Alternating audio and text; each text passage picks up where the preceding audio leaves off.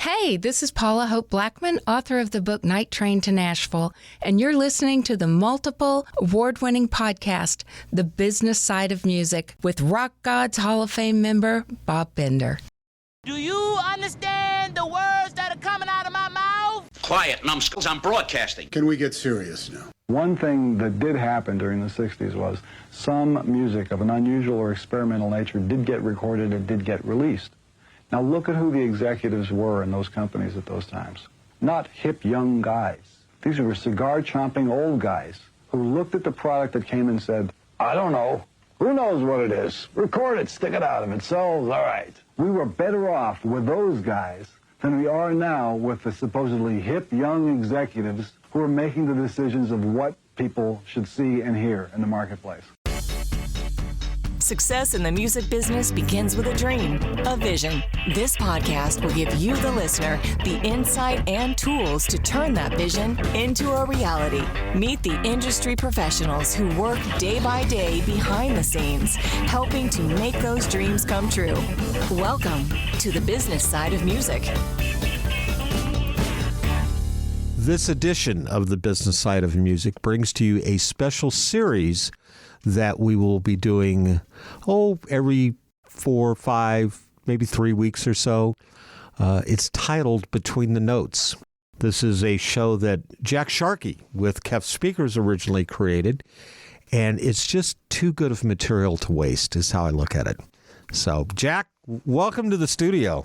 Hey, Bob. Hey, listen, it's really great to be back here, and thank you so much for the kind words. Yeah, we gave Between the Notes a really good run, and like we were just talking about, I love that we're going to kind of pump some new life into the franchise and just talk about, maybe we're not going to drill down on the business end of things, but just in general, what are we talking about, maybe right? Not so much the norm of what we do, but really, as it literally says, between the notes. Right. That silence that we normally don't look at. So, listeners and watchers, please bear with us as we get through this first endeavor of the business side of music presents Between the Notes. Like I said, we hope to make this a regular thing, and we'd love your input as you listen to it. Please try to keep the curse words to a minimum. I always do. No, not you, the listeners. Well, then once they hear this and they hear me, they probably will. Yeah. So. One of the things that Jack and I did when we were doing the Between the Notes series in its own entity is we always had what I considered very unusual, very unique topics of conversation. Not the norm. No. Definitely not so much business related, although at the end of the day. Yeah, objectively. Right. Yeah. There was a lot of wisdom in the business or lack thereof. Depending on what we were talking about at the time. You always try to come up with what I thought were interesting topics. Well, thank you. And I think this one's going to be no exception, because when I started looking at the production notes you sent me, I went, yeah, I think I got a dog in this fight. And that's good. And that's the best thing when you have a discussion or a conversation. There's nothing better than when there's two dogs in the fight. Or, on the other side, nothing more boring when everybody goes, oh, that was good. That's a good point. You're right? Let's have a conversation here. It was interesting. I posted something on Facebook. Well, that's not true. Someone posted something on Facebook this past week about the demise of Music Row.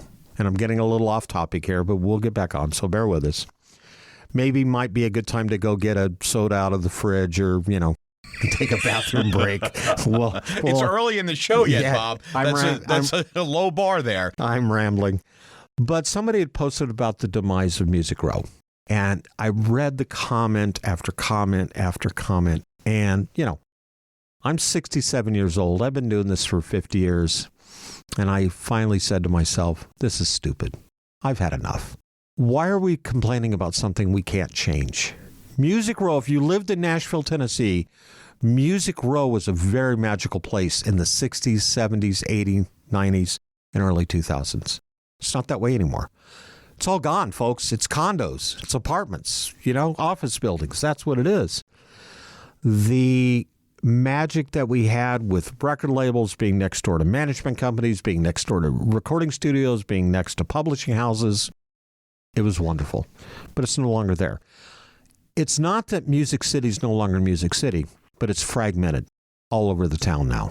which actually speaks to what we're going to talk about quite a bit, because in a sense, there was that time. Music Row, classic rock, the vinyl explosion, whatever you want to call it. There was that time. And thank goodness times change. Otherwise, we'd still be listening to Benny Goodman and, Rudy Valley. Let's be honest, right? If times didn't change, we want times to change. What we don't want is the magic of music to disappear. Right. That's where we're kind of at a crossroads right now. Do we save it? Does the next generation come up? And that's when we talk about disruptors. Because if there ever was a time for the music industry, and I threw my quote fingers up there, to be disrupted, it's right now. I agree, because it's something else that came up, and this is not bash Taylor Swift Day. I won't do that. First of all, she's got much more money and much more success than I have or ever will. But at the same time, a lot of people come to town, and it could be the same thing in Los Angeles, New York, Austin, London, England, Berlin, and they all say, I want to be the next Taylor Swift, or I want to be the next Garth Brooks, or I want to be the next whatever. Folks, we got that. Madonna, been there, done that. Hall & Oates, we talked about that on a Between the Notes episode. Sure. I love their music. I think the guys are creative geniuses, but been there, done that. You have to be an original, and I think in order to be an original, you have to be somewhat disruptive. You have to disrupt the norm to change the directions of things. And right now, the ship sort of doesn't have a rudder. It's just kind of just floating around. It's not doing much. Does it even have a wind in the sails? No, it's just, it's dead calm. Right? We're in dead calm seas right now. Sure, there's fantastic music being made, and I don't want any person out there to think that I'm out here talking today about, there's no good music being made. There's wonderful music being made, and it's not just in the R&B genre, and it's not just Taylor Swift, and it's not just in pop country. There's just whatever kind of music that you happen to like, whether it's jazz or it's Americana, it's being made. The disruption has to come into the culture and into the business to say, wait a minute, there's a boiling under thing that's going on here. Listen to me. Now, so let me jump into the premise that I wanted to make. Sure. So culture and music, it needs disruption, right, to keep it fresh and engaging. That's my thesis statement today. So now you say, well, the digital revolution was disruption, but it wasn't really. It was a way we changed to do business. Yeah, but it wasn't a musical revolution in any way, shape, matter, or form. And we're kidding ourselves if we think that's the case. So it changed the way that we consume the product, which is now what it's become. Right. And it's a way that it's changed the way that we ship it out of the factory, so to speak. We don't wrap it in cellophane anymore. We just download it. We're going to go back to Frank Sinatra, which was when I was thinking about this program, this particular episode, who was the first disruptor that I could think of. And so I'm going to go back to him because he did change the way we looked at superstardom. Okay. He changed the way we look at how a singer sings to a microphone and sings in front of a band. Things were going along, kind of okay. And then Frank came along and he made love to the mic. Right. He knew how to really bring the audience into his draw. He invented close singing. Prior to that, you had to shout, you had a megaphone, you had all these other things in order to be heard. You had to be huge in order to be heard. And he came right in here, and then he started telling stories. And that changed everything. Obviously, the technology helped because we had now home stereos and vinyl and things. It all fits together. But to swing back to, to define a disruptor, we always used to joke when I was a kid, like once your mom started wearing your style jeans, it's time to wear different clothes. Well, now we're in like the third generation of our moms and our kids and now our grandparents, whatever, wearing like the same clothes, listening to the same music, doing the same thing. It's boring. Okay. I had my moment, if you will, of music and of time and, my glory days, whatever you want to call it. So did you. We all did.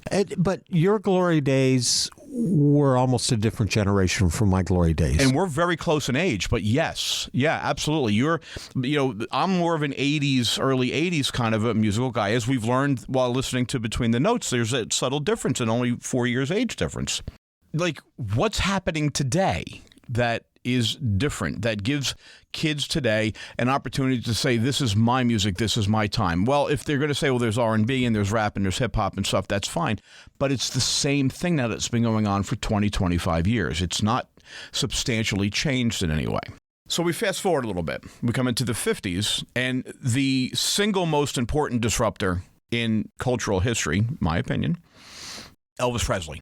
Who, as far as I'm concerned, was probably, maybe outside of the Beatles, was about the biggest disruptor of them all. Yeah, and I think, at least in this era. Yeah. He changed everything. He made it okay for kids to have something different. Prior to that, as we've spoken about, generations, they danced together, they sang the same music together, and it was the way that the older generation would teach the younger generation how to court, how to date, how to behave, how to be a gentleman or a lady. The cotillion of your life. Exactly. Yeah. Right? Well, Elvis said pretty much, we're going to start changing that, but he was still a Southern gentleman. At the end of the day, he still was. Whatever his personal life was in the 60s and 70s, notwithstanding. I'm talking about in the 1950s. But then you come to the Beatles. And the Beatles threw it all away. They changed everything. There wasn't a parent in the world that could stand what they were doing, but there wasn't a kid in the world who didn't just adore what was happening. They had their own special Beatle. They had this, that, and the other thing, right? I had someone tell me years ago who was from the greatest generation, the World War II generation, and she said, right around that time, there was a sea change in all attitudes at that point. Everything changed. And that's what you and I grew up in. And it wasn't just music. It was societal also. Yeah, right. If I said that correct. Yeah. And this is a case where the society, like, one doesn't push the other. The culture doesn't push the music doesn't push the culture, technology. Everything happens together. It's like a perfect storm, if you will. And so the Beatles were that perfect storm. Bob, it's 60 years later. We're still talking about them.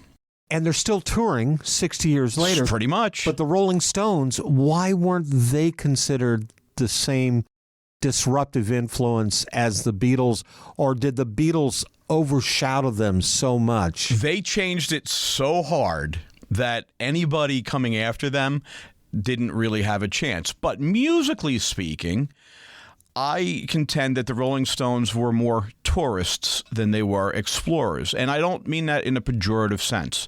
What I mean is the Stones were brilliant at taking things that had happened before, blues music, country music, and turning it into this thing that they did that no one else could do, right? So they're brilliant on their own, and I'm not throwing shade at them whatsoever. But what I'm saying is they didn't disrupt the way the Beatles did, in the sense that the Beatles changed everything, opened the door for the Rolling Stones. I mean, it was the Beatles, it was John Lennon who encouraged Keith Richards to write his own music, for crying out loud, right? So that's why I kind of separate them a little bit. Led Zeppelin, you could say they might have disrupted the scene in the sense that that's where heavy metal came from and so on and so forth, but I disagree with that because they were doing the same thing that had already been done. And that's the difference. That doesn't diminish their contribution to the culture. They still made an amazing musical footprint. Right.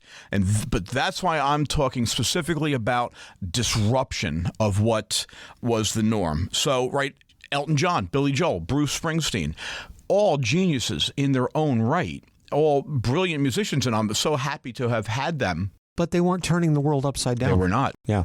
They were not. And that's where the difference is. So now, you had mentioned Madonna just a little bit earlier. She's the next big disruptor, in my view. For one, she changed our perception of female artists, for better or for worse. It depends on who you are and what your timing is.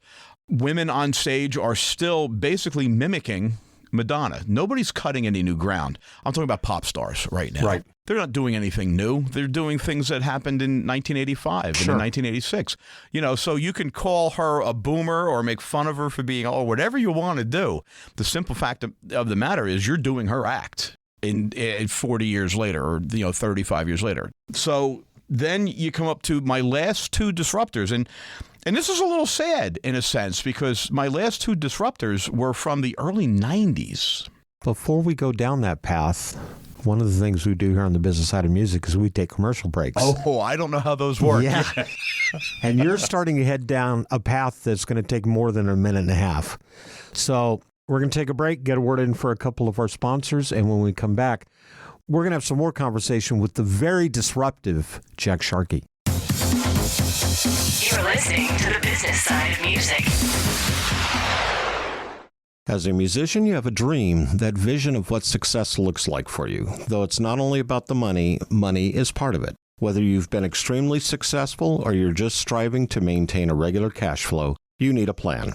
Money Concepts can help you develop a customized plan to achieve the financial stability and success you want. For over 40 years, Money Concepts has been providing holistic financial planning services to individuals, families, and business owners. As an independent firm, Money Concepts and their associates are committed to always represent the best interest of the client. It's really about a committed, benevolent interest in them personally. This independence, coupled with that committed, benevolent interest, means they represent you, the client, not a product supplier. It's not about selling products, it's about helping you achieve success. To learn how this can benefit you, contact my buddy, John Adams, with Money Concepts at 737-867-9309. That's 737-867-9309. You can also email John at jadams@moneyconcepts.com. Whether you consider yourself a musician or not, music is all around us, and it affects our everyday lives. Whether it's background music influencing our shopping habits in a store, organ music adding the vibe to a baseball game, or a playlist convincing us to keep going on that last mile of a run. I'm Mindy Peterson, host of the podcast Enhance Life with Music, where we take a holistic look at music's benefits through the lens of science and medicine, entertainment, and business.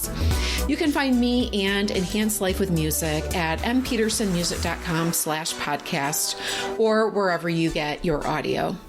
You're listening to the business side of music. Back in the studio here in Nashville, Tennessee, the business side of music with the special edition. I love this, of Between the Notes. I do too. I'm thrilled, Bob. I am so thrilled to be in this seat again. One of the things that I loved about Between the Notes was obviously that analogy of the silence between each note that you play and what is actually there. What was it that Miles Davis said? He said, it's not what you play, it's where you don't play it. Yeah. And that's the emotion. It's the anticipation. It's the waiting for what is that human being on the other side of the room going to say to me right now. That's the fascinating part about music. And so that's where we are with what we hope are going to be these monthly thereabout episodes. I'm so excited. As many times as I can get Jack into the studio, because he lives all the way in Bogota, Colombia, I think. Based on the traffic, it might as well have been. Yeah. No, he's a Nashvilleian like myself, but he's a Jersey boy, actually, if anybody wants to know. I'm sure you can hear it in there somewhere. Yeah. Which is funny because you and I are opposite coasters. Yeah, and I was just on the West Coast. I spent a lovely week in torrential monsoonal rains in Los Angeles last week. Did you have an In-N-Out burger? I did, but I had an In-N-Out burger as a regular human being, but I have one even better than that, because there is nothing more thrilling in my life, because I like to think that I have a very active BS meter. I love looking behind the curtain. I think maybe is watching Wizard of Oz too much as a kid. There's nothing better in my life than being in a parking garage in a torrential downpour on the night of the Grammys, watching people in, $1,000, $2,000, $5,000 gowns and dresses standing and eating an In-N-Out burger because they had to move the event because the rain was so horrible. And I felt so bad for the people that, I was with. They had to change things over. And what do? You have 12 hours notice. You move it into the parking garage. Right. And people were having a wonderful time, but, it's the great equalizer, man. That's the great equalizer. The In-N-Out burger is the great equalizer. I've told my wife, because we still have some kids out on the West Coast, I told her, I said, well, okay, so just so you know, when we get there, here's the order of appearance. Your kids will fit in there somewhere. In-N-Out burgers, Tommy's world-famous chili cheeseburgers, my favorite Mexican restaurant, and then, maybe we'll go see the kids. So I had Tommy's as well. Oh. But what I'm hearing rumors is that In-N-Out Burger is moving to Berry Hill. Yes, there is an In-N-Out coming to here. Yeah, I'm ready. Let's go. That's kind of halfway between us, so be a good spot to meet. As we broke for a commercial, you were actually getting ready to talk about some more Disruptors, and I think where we left it off was Madonna. Yeah. And what we really, and I brought up her name once, and I love this. You put this in your show notes. You said Taylor Swift might have been and still might be a disruptor, but she is simply writing in the monogenre. Yeah. I know. So let's talk about the monogenre, and we'll tease out those last two disruptors that we talked about. Yeah. If you think back to, 2002, 2003-ish, as emo was beginning to sort of die its last breath, breathe. Emo is dead?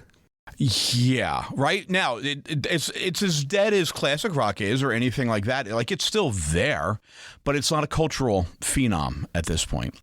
So what happened is you had artists, then Katy Perry comes to mind, the general R&B, where you're very heavy on bass.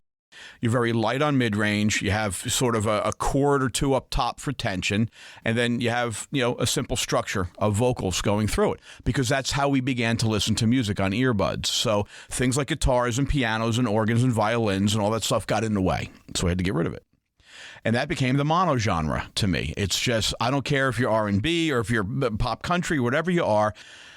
Come on, it all sounds the same. And I am not some old fogey guy, right? I'm actively involved in the music industry. I'm actively involved in production and in sound and things like that. And again, to a second bullet point, I'm not saying that there is no other music. What I'm saying is that the popular music is just this monogenre, and that's what Taylor Swift is kind of doing. One of the things that I truly enjoy is to travel down the YouTube rabbit hole and find something that maybe isn't the norm. Now, we're not talking disruptors, but my taste in music, anybody who listens, and you know this too, is very eclectic. I'll listen to anything from classical to classic rock to jazz to progressive rock to, some traditional country. But it's getting harder and harder to find good original music in any of those genres anymore. And part of the problem is because it's so attainable. If we rewind 30 years, 25 years, and full well what I'm going to be talking about here, there were gatekeepers in the sense. You had your program directors, you had your A&R people at the labels, you had... Hey, I was one of them guys. Right. They'd listen and go, yeah, and then that's what we would hear. An individual was making a decision for the multitudes, right? For the masses. Now, unfortunately, the masses are making their own decisions, and quite frankly, the masses apparently can't be bothered, right? Because it's too much noise. It's too hard. So, on your Spotify account, you go, oh, you like that song? And now for the next 5 years, every song on your Spotify account sounds exactly the same. You're not getting hit with new things. And, we don't have the interest or the wherewithal or the talent or whatever you want to call it to go search. And when I say we, I mean as the multitudes, as the culture. So in a way, those gatekeepers really served a wonderful purpose if you look at where we're at right now. The other side of the coin is they also kind of killed radio in the sense that it all became the monogenre again. So, we're in this really weird thing. It's not permanent. It's exciting in the sense that I love the way technology disrupts the norm. And that's where we're at. And somebody's going to figure out a way to get the cream to rise to the top again. I know it will happen. I'm not so sure if, and please disagree with me, I don't mind. I'll just leave the room. You've done it before. Done it before. Watch me as I stomp my way out of here. I don't know if I would call Taylor Swift a disruptor, but No. she's definitely set a bar that very few other artists could ever achieve or will achieve. And I honestly, personally, I think she's the last of the last. I don't think we're necessarily going to see someone like her, probably not in my lifetime and maybe not in my kids' lifetime, because it's so different. It's so unusual. She was on the very tail end of the record label days. Yeah. Before we got into Spotify and Pandora world. Right. And she's been able to make that transition very well. She brought a lot of great music with her, all the albums she had recorded before then when we were still releasing CDs. And now it's a matter of she puts on a great show. 50, 60, 70 semis, 30 tour buses, takes a week to set it up and 3 days to tear it down, and she puts on a wonderful concert. I'm not a Taylor Swift fan, but what I've seen, I'd almost pay money to go see that. Sure. Almost. Absolutely. Yeah. But can you really classify her in the same pocket as the Sinatras, as the Presleys, as the Beatles, as Madonna? Not yet. You can't. Okay. You can't because she is, like you said, she's doing what's already been done, and she may very well, and sadly, I hope that's not the case, but she's maybe the last one who's doing what had been done. But let me throw this back at you. Is it possible? Listen, her music is good. Listen, I'm not throwing shade at her. So I love some of her music. Is it the best music I've ever heard ever? Probably not. So is it possible that she's as big as she is because the audiences are yearning for that level of disruption and that level of entertainment and superstars without being without having the same thing shoved into their ears year after year after year, because that's what the bean counters have sort of ordained that we're going to listen to. So that's why I'm going to let history tell the story of Taylor Swift and disruption, because listen, you don't play the shows that she plays if your audience is not yearning for what you're doing. Absolutely. Period. Yeah. So she's serving a purpose in the culture now. What I want to find is the artist who sees that and disrupts that and seizes that for their own, like Elvis did with what Sinatra had done, like the Beatles did with what Presley had done, and like Kurt Cobain did with what the Beatles did. And that brings us to my last two disruptors, which are Kurt Cobain, Nirvana, changed the world overnight, period. You can't argue it. That's the way it goes. And Public Enemy, because Public Enemy took what was becoming a very nice little genre of hip-hop and said, no, that's not how we live. That's not what we do. So don't steal our folk music. Don't steal it from us and turn it into some watered-down version of what we do. There's that Jersey just came out real hard right there. Yeah. Don't turn it into some watered-down version of what we do. We're going to do what we do. And that's where that, the silly name of gangster rap or whatever came from. That hard-edged folk music came from them standing up and saying, nope, we're not going to do it. So those are the last two. But that's 30 plus years ago at this point. So, Sinatra in the 40s, Presley in the 50s, the Beatles in the 60s. You had nobody in the 70s, but people were making a lot of money, right? So it's okay. You had Madonna in the 80s. You had the aforementioned in the 90s, and it's been crickets now since then. So a lot of people who are veterans in the business would rightfully, or you'd be hard to argue with somebody who'd been in the business as long as you have, to say, yeah, it's over. It's done, because it's been a long time since we've had anything new. It has. That's a sad statement. I have faith as this weird sort of eternal optimist that there's some kid out there who's got an idea, who is got the moxie.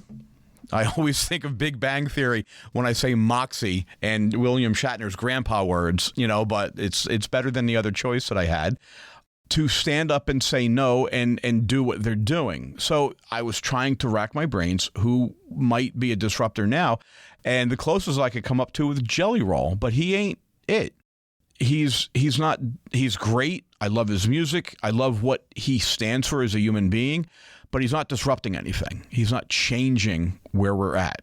What do you think about groups like, say, Queen, who definitely set a different bar? Or they set a different bar, but or Green Day. Yeah, Green Day did what let's go to Green Day here, and I'm going to make a lot of Green Day fans very, very angry. What they simply did was corporatize and homogenize what Kurt Cobain had done. Okay. Right? Very good musicians. Very good musicians. And to me, as a person who came up in the punk era of times, It was the shoddy musicianship that made the music so interesting sometimes. That and the flannel shirts. Well, of course, right?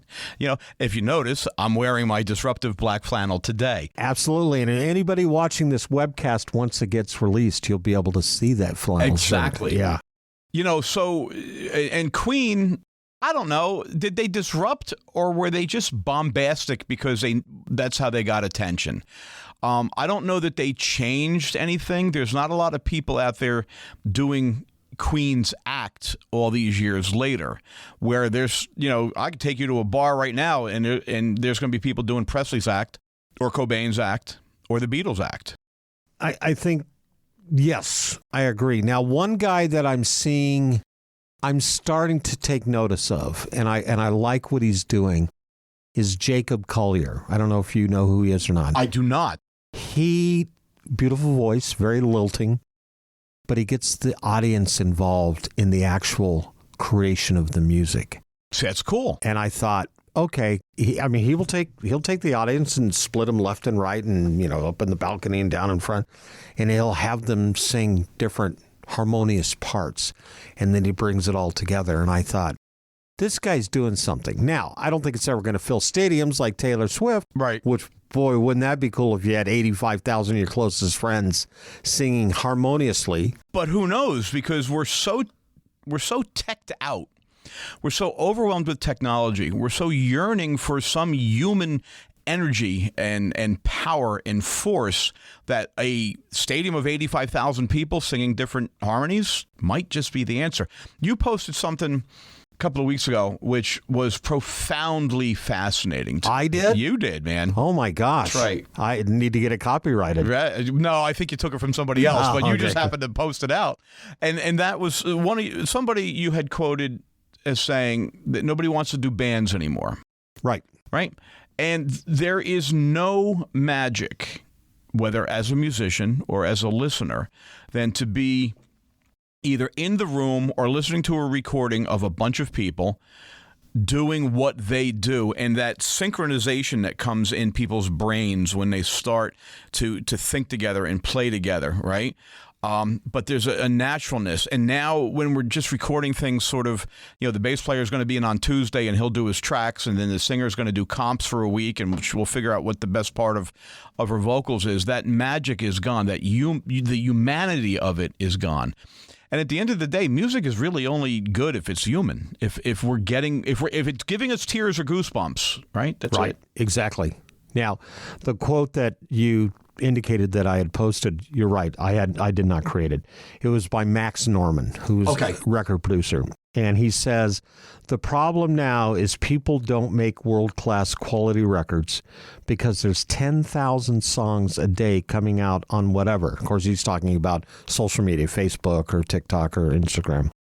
So nobody's making them, talking about nobody's making records, and nobody gives a shit. Excuse my French. I think that's French. It's French. Okay. Yeah, it's from the southern part of France. Good. It doesn't matter how good the record is. Only two people are going to listen to it anyway, and they're both related to you. Right. And I thought, that's very profound when you come to think about it. And when you look at that number, now 10,000 might be a little high, might be a little low. I don't have those exact statistics. But if you start multiplying that by 30 days a month, by 365 days a year, it becomes a very crowded field. You can't listen to it. No, you can't. Can't even begin to. The quote that I was actually referencing. So it wasn't that quote. No, but that's not, listen, that was good. Is somebody said that everybody wants to be a single act anymore. They don't want to be in a band anymore. Oh, yes. That was the one. Give me 45 minutes. I can look that one back. I think we're fine. Yeah. So, yeah, so there's a lot of change that goes on. And I'm a technology guy. I rented an electric car when I was in Los Angeles. Oh, did you? How was it? I loved it, man. I think that we need to get the infrastructure together so we can go charge the darn thing. And shout out to my rental car company for giving me a less than 50% charged EV. Oops. I won't mention their name, but it does rhyme with Mavis. Well, I'm glad it wasn't Mertz. No, it wasn't Mertz, and it wasn't Mudget. So, but I'm a technology guy, so I don't want to hear people say, well, the technology's ruined the industry, or no, it's not. It's the way that we're connecting with our artists, and you notice a theme with me, I always kind of blame us, the collective us, for everything. Right. Because there's kids out there making great music. I challenge some of them to disrupt the norm. Don't let a struggling label exec who's trying to make ends meet this month change you. Don't let the stardom of Taylor Swift or Beyonce or whoever change you. Be you. Do what's in your heart, because I guarantee you there's a world of people out there going, you got to give me something here. This goes back to my feelings about Taylor Swift. Those people are, because there's nothing else, and they're just saying, you've got to give me something. And Taylor is a genius because she's given it to him. Now, where's the kid that's going to do that next for the next group of people? Because let's face it, Taylor's what, in her 30s? Yeah, right. That she's on the other side of that hill, whether you like it or not. She's on the other side of the hill. Give her another 5-10 years. Yeah. She's not going to have that draw that she currently has. And she's not going to have the creative energy. And that's just a fact. You know, if you take a guy, we mentioned like Billy Joel, who just released a new song for the Grammys, or Springsteen and stuff, like in their 20s, brilliant. In their 30s, beyond brilliant. And then, you know, how many people are writing songs that are really moving, emotional songs once you get in your 40s? Because that spark is gone, because you're more satiated. You're not as unhappy with yourself in the world. You're hungry. Yeah. Yeah. I think a prime example would be Paul McCartney. Yeah. Who wrote so many great, wonderful, wonderful songs that we still sing to these days. Right. But after 1984, what has he got? And then he came out with Ebony and Ivory. Yeah. And I went, really, Paul? What happened, Paul? Really? Yeah. You and Michael just had a bad day? Yeah. Or? Two of the most brilliant artists of their time, and that's what they were able to come up with. And so, yeah, you know, 40 is in my rear view a long time ago, right? I don't have the same angst that I had. And as a writer, I still write good things, but they're not the same things that I would have written that would have been just, you know, disruptive. Cutting edge. Yeah, right. Yeah. You know, that's that thing. So if you happen to be a 45-year-old and you're like, yeah, I'm in my cover band playing on Friday night and I'm just on the cusp of making it, I have some really bad news for you. Really bad news for you, and that is that you're probably not. Well, what about Jelly Roll? Okay, Huey Lewis was the same age as Jelly Roll when he hit. Okay, it happens. But let's be real, right? We got to be real. So I'm looking past them, and I'm looking at the kid that's just a freshman in college right now and hates everything about what he's doing, and he just wants to play his music, whatever the music is, if it's EDM or if it's blues, or I don't care what it is. Change something, like change my world musically. That's what I want to have happen again. We're going to take another break, get another couple words in for our sponsors. And when we come back, we're going to finish up this disruptive conversation with Jack Sharkey. You're listening to the business side of music. Since 1963, Korg has been creating new experiences in music and performance. That is what drove the creation of some of Korg's most legendary products, such as the Poly 6, the M1, the Electribe, the Triton, the Minilog, the Kronos, Wave State, Op6, and most recently the Nautilus, which is what we have here in our studio. Korg is dedicated to creating new, innovative, and uncompromising instruments which maintain the highest quality to inspire music makers, past, present, and future. Visit Korg.com or your favorite Korg dealer to get your hands on one of their products and start creating new music always. Korg, the official sponsor of the business side of music. Hi, everyone. I'm Larry Butler, and I want to send you a free digital copy of my new book, The Singer-Songwriter Rulebook, 101 Ways to Help You Improve Your Chances of Success. That's right. Everything you need to know to launch your career as a singer-songwriter, all based on my 40 years in the live performance arena, and believe me, I've seen it all. In my book, you'll find the 10 things you have to deal with before even thinking about becoming a singer-songwriter performer. You'll also learn about the 5 things every singer-songwriter can do this weekend to make their live show better. 5 things I can guarantee that you are not doing already. Plus, there's tips on songwriting and staging, photo and video shoots, publishing, merch, dozens of other topics. All written for people who don't particularly like to read. And again, it's free. Just go to the Business Side of Music website homepage and look for my book cover. Click on it, and a free digital copy of my book will be yours. I'm Larry Butler, and I approve of this message. Thanks. You're listening to the Business Side of Music. Back in the studio here in Nashville, Tennessee, Jack Sharkey with, can I say Kef speakers? Kef Audio. Kef Audio, because you're a Kef Audio guy. Yeah. If you're ever looking for a good pair of speakers, I've been to this cat's house and have been into his media room and left with just my tail between my legs because I thought I was cool, and it turned out that no, I'm not even a geek. Well, yeah, I'm not even going to argue with you on that because it's just kind of cool what you're able to do with that stuff. With what you've got, yeah. But it's good to have you in the studio. Do you think, we've talked about the 30 years of no disruption in music. Do you think something is going to change that's, whether it goes to the left or it goes to the right? I think at the very beginning of this, we said it's dead calm. The seas are dead calm right now. Yeah. What's it going to take to create that wind? I don't know, and that's the beauty of it, because in 1962, nobody knew what was going to happen on the Ed Sullivan Show a year later, right? Yeah. In August of 1991 or 2, whatever year it was, nobody knew that Nirvana was going to hit as hard as they did, and they just hit. Yeah, I had a buddy of mine on the show a while back, Al Bowman, who has done the LA Music Awards and the Rock Gods Hall of Fame and the Nashville Music Awards. He used to own a limousine company in Los Angeles. Mm-hmm.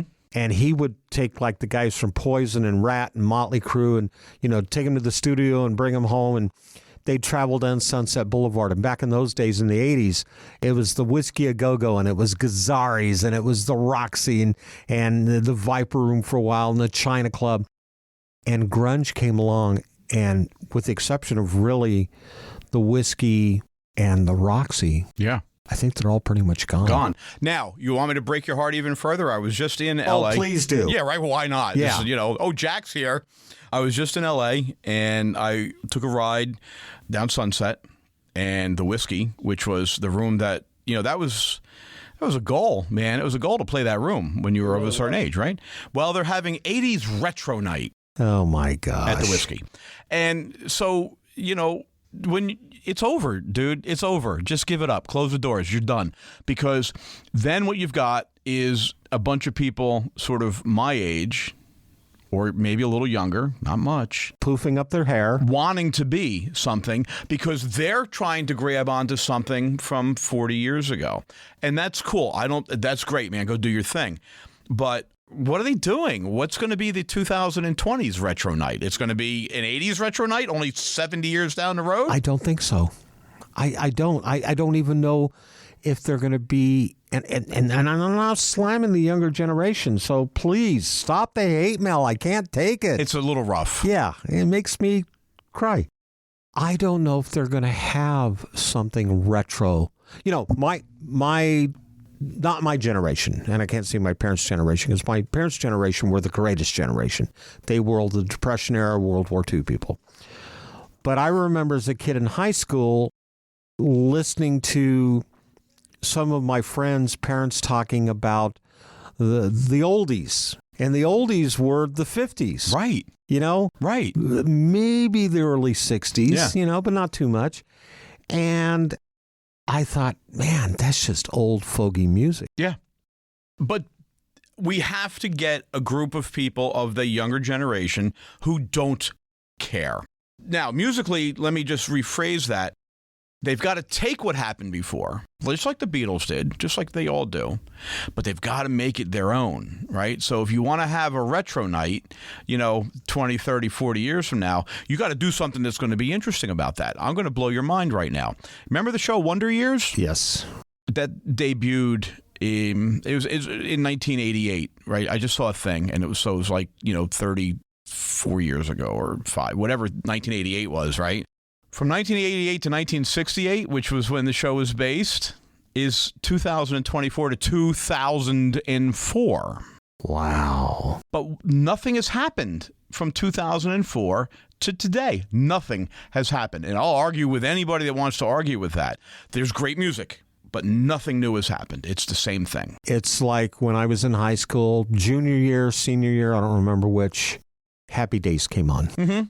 And, of course, that was a follow-up from the movie American Graffiti. Yes, it was. One of the best movies of all time, period. Absolutely. Yeah. And in the area that I grew up in, Central California. That was you? Yeah.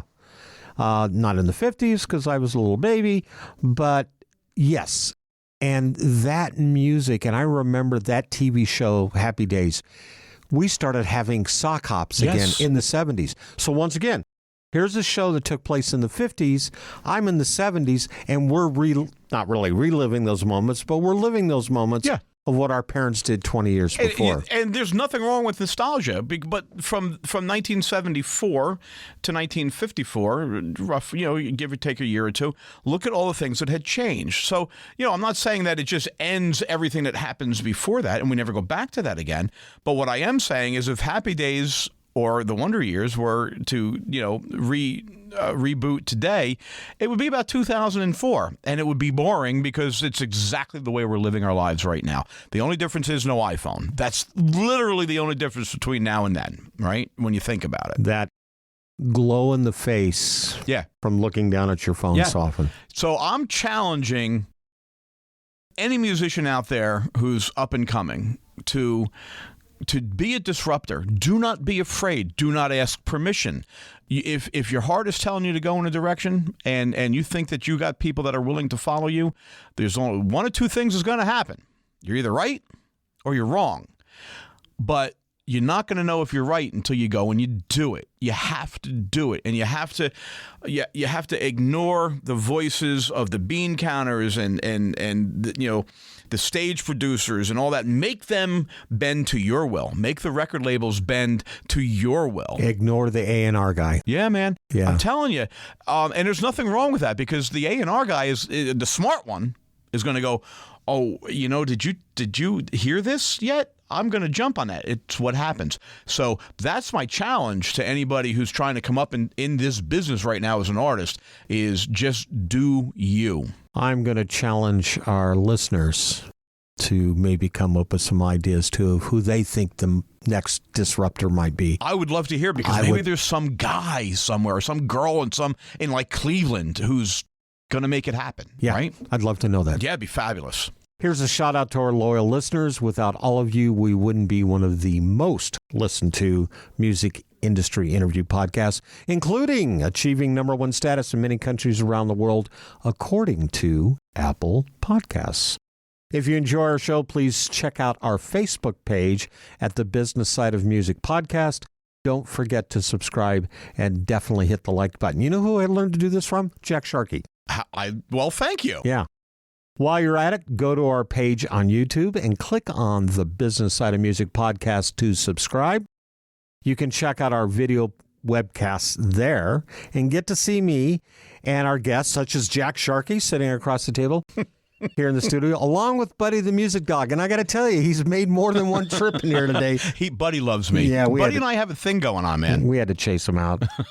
Last but not least, check us out and follow us on Twitter. I guess we call it X these days. Yeah. I don't know. Right. Yeah. At Biz Music Podcast. That's BIZ Music Podcast. Jack, thanks. Bob, it's a blessing to be here. I love being here. Thank you so much for just having me here and for letting me spout what I spout for an hour. And we're going to do this about every 4 weeks or so. I cannot wait. I am so signed up for this. Until the podcast police show up and say, no, you can't do that anymore. I'm under surveillance. It's surveillance. You're under surveillance. That's the You heard it here first, folks. Jack Sharkey is under surveillance. I can't even say it. Surveillance. Surveillance. Yeah, that's French. Yeah, that's French. Till the next time. The Business Side of Music is the creation of Tom Sabella and Tracy Snow and is produced by Bob Bender. The Business Side of Music is recorded at Music Dog Studios in Nashville, Tennessee. Production sound design by Keith Stark. Voiceover and promo by Lisa Busan.